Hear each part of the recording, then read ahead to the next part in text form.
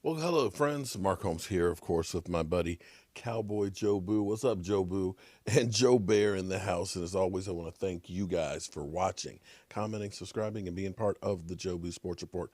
Without you guys, this literally does not work. So let's get open for business here and let's wake up those football guys. Wake up here, guys. Wake up. It's time to go to work. So tonight, I hope you tune in for a special edition of our live stream. We'll be kicking off at 8:30. We'll be doing a StreamYard with DMV Dallas Cowboys as well as Alton.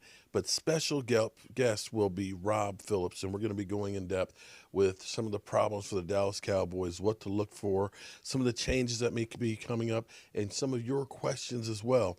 So tune in. If you've got nothing else or no place else to be sure to come on in through. And hopefully, we're going to call this, at least for now, this is my brainstorm, Dallas Cowboys roll calls. So we'll see how it works and see if it's going to be a winner chicken dinner. But make sure you like, comment, and subscribe to the channel. All those things help keep you informed and keep you up to date with everything that is the Dallas Cowboys.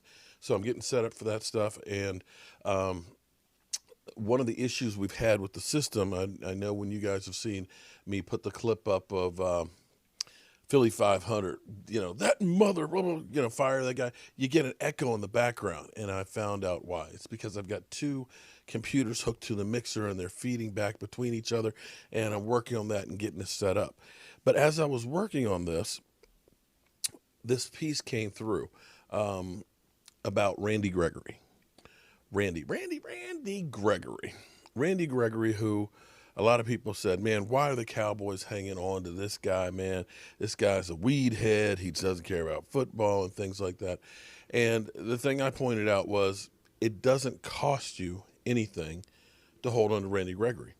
Randy Gregory's still on basically his rookie contract, so to speak. He is being paid chump change. And I do believe the Cowboys have his rights for next year as well, where he's still not making a whole lot of money. He spoke today because he's not a guy that has done a whole lot. See, the difference between when you look at Randy Gregory versus like some of the other people that have gotten in troubles, like David Irving. David Irving, there was always an issue with him not wanting to practice. He once said to Jason Garrett, I got more talent than most people just rolling out of bed. And he proceeded to just live on just that talent and never really tried to develop it. Whereas Randy Gregory, there was never any off the field issues or questions. The only thing is he liked to get high or needed to get high to help deal with some of his mental disorders. He got help with that. The NFL changed their rulings and things, rules on substance abuse and things. They're looking at marijuana as opposed to he's out partying, to actually something that may actually help with the brain trauma and things like that. So it's not the bugaboo that it used to be. And Randy Gregory, who was working for Amazon last year while waiting to be reinstated, I still don't understand why they took so long to finally reinstate him, because he was a guy who didn't have training camp, okay, like most people, but he didn't even have the shortened one. And I want you to understand something here that's crazy.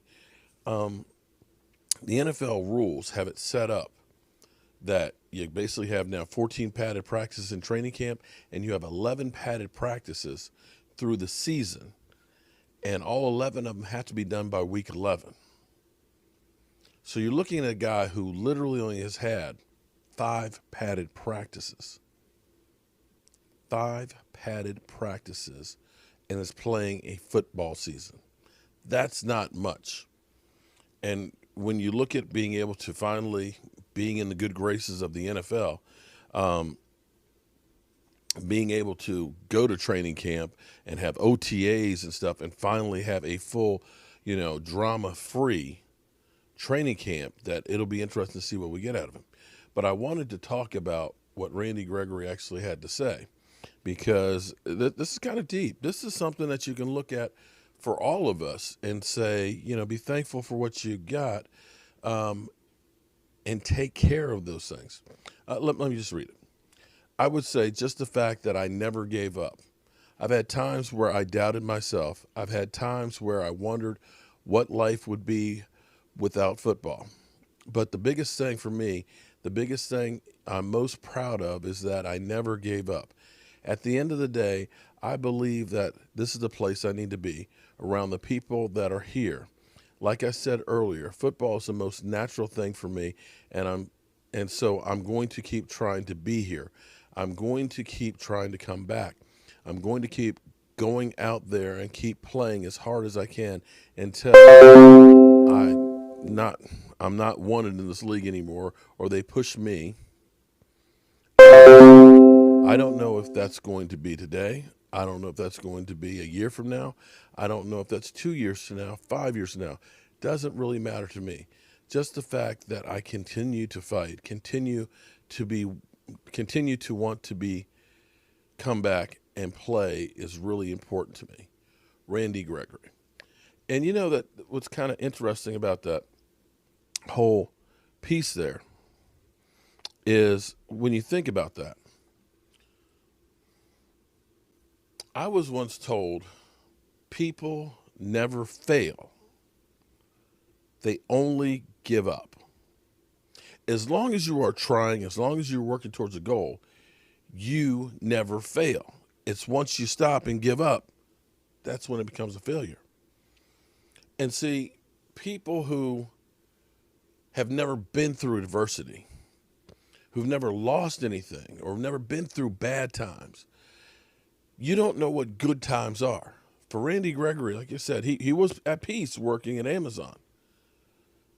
But he knew there was something else that he wanted to do, that he needed to do. And it's a thing that is a place, as crazy as it sounds, for the football field is a place where he gets peace in life. And when you hear these words, these are very poetic. These are very, very deep. And he realizes his own mortality when it comes to football. See, most guys don't get this. A lot of guys figure, I'm always going to be there. You could look at somebody like Antonio Brown, who had it made in Pittsburgh, didn't know how good he had it, and decided, you know what, I want more money, I want more fame, and he forces his way out to the Raiders, gets to the Raiders, and then goes through and screws up that situation. And from the Raiders, he goes to New England. Psh, dude, that's the place everybody wants to be. That's the opportunity to get that ring. Doesn't work there. And on to Tampa.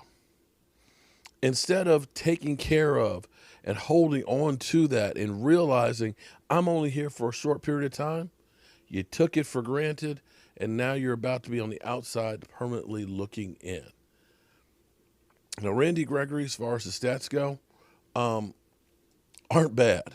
They're not bad considering that he didn't have any OTAs, that he was out of football for a couple of years. 2 sacks. Okay, he played in 7 games, although the first game I'm not going to really say he played in because he only had a couple of snaps and it was more special teams. But 2 sacks. This is where it's really kind of good. 2 sacks, 13 combined tackles, but he's really a lone wolf because he's had 11 solo tackles to go with 2 tackles for, I'm sorry, not 2 tackles for a loss. Yeah, 3 tackles for a loss. 3 tackles for a loss. And 9 quarterback hits. You take him this offseason with his mind right, get him in the weight room, get him out of that practice field. Him with D-Law coming on the way he is, you look at that and say, okay, I got me 2 really good pieces there. If you re-sign Aldon Smith, you got 3 really good defensive ends that are in there. You got a young group of guys, and you got them on the cheap. So this is a great thing. I'm really proud of Randy Gregory getting this thing turned around, because you don't want to be, and I'm afraid that a lot of times these guys will end up being the guy that's sitting at that bar, if it was open, that's having that drink that's saying, I woulda, coulda, shoulda. I could have been this. I could have been that. But I wasted it. And Randy Gregory is trying his hardest not to be that guy. All right, make sure you tune in 8:30 tonight. That's literally 2 hours and 15 minutes from right now. I'll see you there.